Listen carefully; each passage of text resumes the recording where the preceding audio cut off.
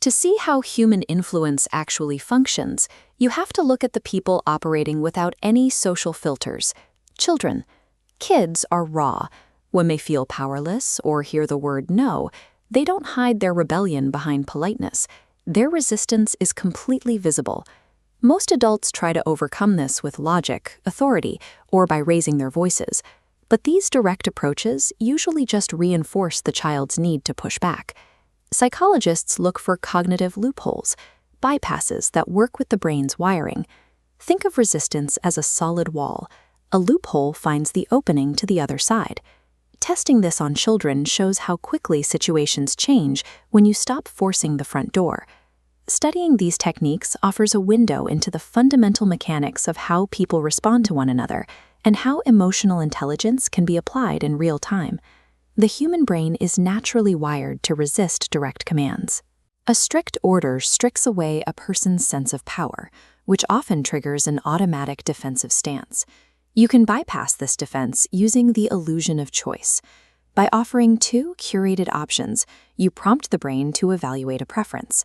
The person feels a sense of control over the decision, even though both paths lead to your required result. Instead of telling a child to clean their room, you ask if they want to do it now or in 10 minutes. The outcome remains the same, but the resistance to the command disappears. This friction is most intense around the word no. For a child, that single word creates an immediate emotional blockade. The but yes method sidesteps this. When a child asks for something you can't provide immediately, you agree to the idea while setting a condition. Yes, we can play that game, but I have to finish this task first. Eliminating this friction preserves your authority by replacing a power struggle with a sense of autonomy. Children also have a limited ability to mask their internal states, particularly when they are trying to be deceptive. If you suspect a lie, telling a child you can see it written on their tongue creates a sudden physical awareness.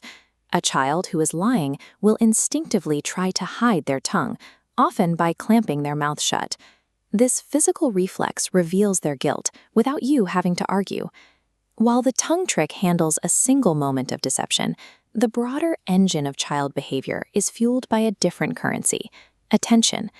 To a child, a strong scolding is still a successful transaction. If acting out is the only way to get a powerful reaction from an adult, the brain registers that negative attention as a reward, and the behavior repeats. To break the loop, you have to starve the negative action of that emotional energy.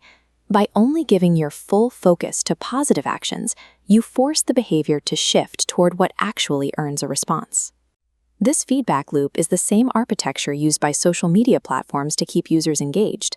It proves that the human brain rarely outgrows the craving for a response, even if that response is friction-based. Controlling the flow of your attention allows you to dictate which behaviors thrive and which eventually disappear. Even with the right rewards, logic is still useless when a child enters an emotional spiral. A physical pattern interrupt can break the momentum of a tantrum. Some parents use allergic to whining sneezing fits to startle a child out of their emotional train of thought and into a state of confusion or laughter. For deeper frustration, use emotional labeling. Saying, "I see you're upset because you can't play right now," validates their feeling. This simple acknowledgement often diffuses the stress more effectively than trying to explain why they shouldn't be upset. Once the child is calm, use the when-then framework. Replace a restrictive rule like no TV until your homework is done with a positive condition. When your homework is done, then you can watch TV. This creates a logical cause and effect pathway, training the brain for self-discipline rather than creating resentment over a blockade. These tactics reframe parenting as a practice in emotional regulation and strategic influence. The core rule is connection before correction. Dropping to eye level and using a calm tone makes the child feel safe, which is a requirement for them to actually listen to what you say. By choosing predictability over a reactive outburst, you show the child that their emotional volatility does not dictate the environment. They learn to regulate themselves by watching you stay steady. These techniques do two things.